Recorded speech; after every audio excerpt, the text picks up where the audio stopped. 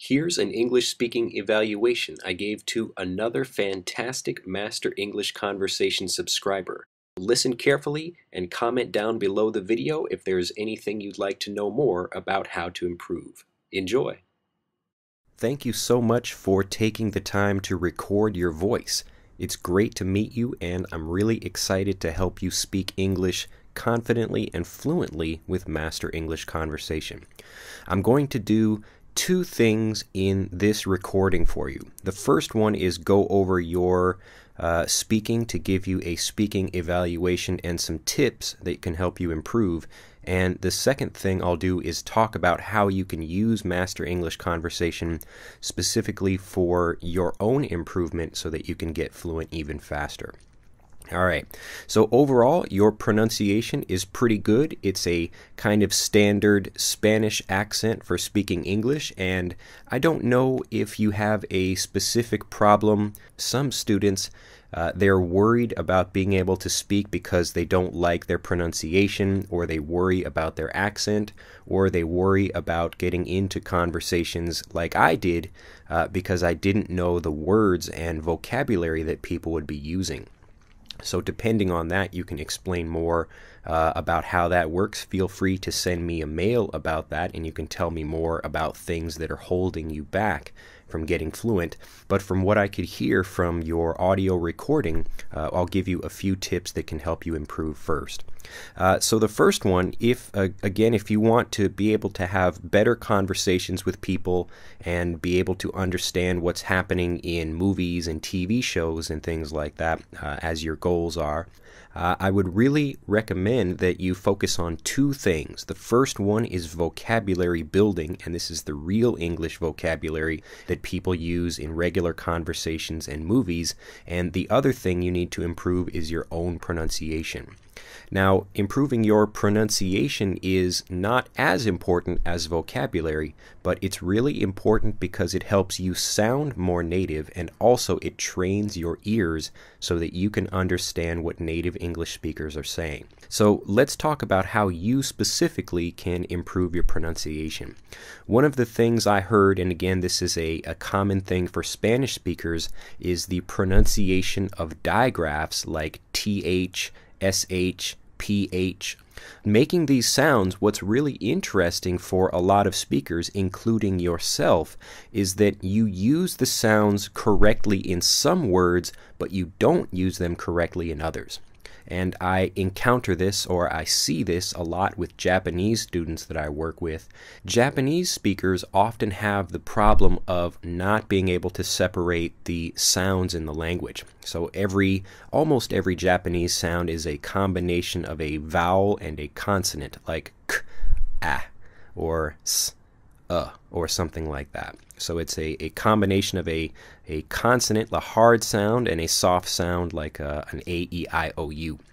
But if a Japanese student can take that sound and split it up, instead of trying to say the whole ka sound, they can say k and ah, then they can use those sounds and make more words and improve their pronunciation that way. So where I'm going with this for Spanish and why it's related to you is when you use a word like thanks, you say thanks, thanks.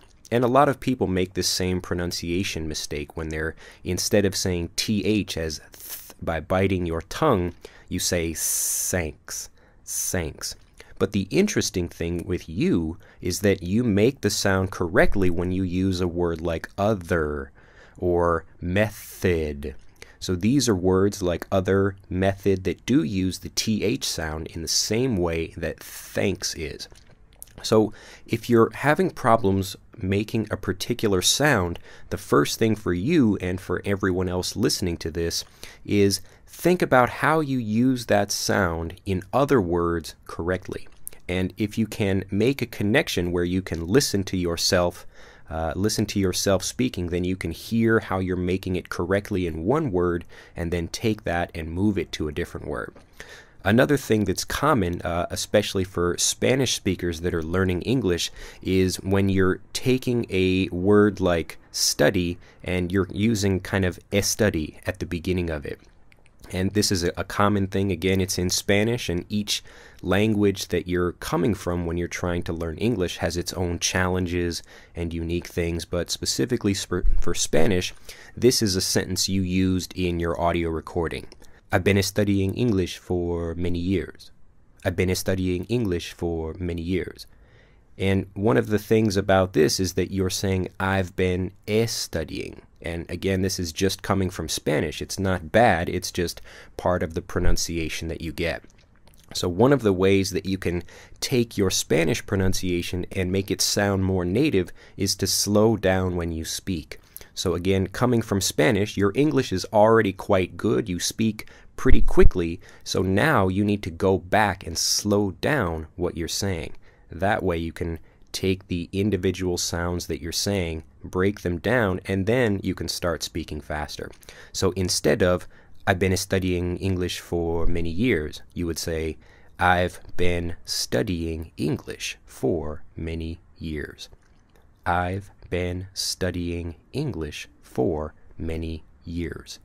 And in this way, you take the sounds and you break them down into individual words. And then you can start getting faster again without putting the Spanish accent or that kind of pronunciation into your English. So again, take your time. If you're saying something and it still sounds like Spanish, like putting the studying at the beginning of a word, something like something like that, then really take your time, slow the words down, and then build the pronunciation back up. So I've been studying English for many years becomes I've been studying English for many years. And then you can get faster. I've been studying English for many years. I've been studying English for many years. So again, for pronunciation, there are lots of little things that you can do, but the most important ones I heard from your audio recording are the TH, the SH sound, and then again taking the kind of Spanish accent and reducing that Spanish accent to make it sound more like a native English speaker and having that accent when you speak. The other thing that you can do if you want to really build your vocabulary, and this is important for you because you want to understand TV shows and really have better conversations, and this is how you can actually use Master English Conversation more. So for you specifically, we have 5 different lesson sets for each month, and the 2 most important lesson sets for you will be the native English conversation, that's the lesson 1, and then lesson 2, which is the vocabulary and grammar review of that conversation. So even though you were supposed to spend maybe only 1 week on both of those for the regular lesson sets, I'd like you to take more time to really listen to both the pronunciation and take time to go back through the vocabulary lessons so you can hear the explanations for all of the words and phrases that are used in the real conversations. So again, for you specifically, I want you to take your time. You can even record yourself just like you recorded yourself for this. Try saying something like, I've been studying English for many years, and then try to say it again slowly, I've been studying English for many years, and then try to say it a little bit more quickly, I've been studying English for many years. So record all of that so you can really hear yourself and listen to yourself speaking over and over again. And as you go through Master English Conversation, you can make a recording of your own voice every month by saying the exact same phrase. So whatever that thing is, you can have a paragraph, a group of sentences that you're practicing over and over again. So each month, as you record yourself saying the same thing over and over again, you'll really see your pronunciation much more clearly, and you'll be able to see your improvement over time much more easily as well. So for you specifically, you've got lots of things to practice, many lesson sets that you can go through, as well as bonus videos. The English Fluency Bits bonus videos will also help you learn lots of great new words and phrases that you can practice, but I think for you specifically, the words and phrases from the real conversation lesson and the grammar and vocabulary lesson, as well as being able to just work on your pronunciation from those, you can really hear the real native English pronunciation and what we really sound like, and then you can begin to transform the way you sound so you can sound much more native and you can speak much more confidently.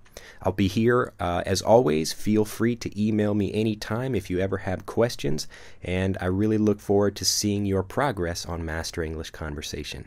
Have an excellent day. Listen to this recording many times, just like you're listening to the recordings in Master English Conversation lessons, and I'll be looking forward to hearing from you. Have an excellent day. Bye-bye. To get fluent faster with our free email newsletter and email video course for students, visit us at EnglishAnyone.com.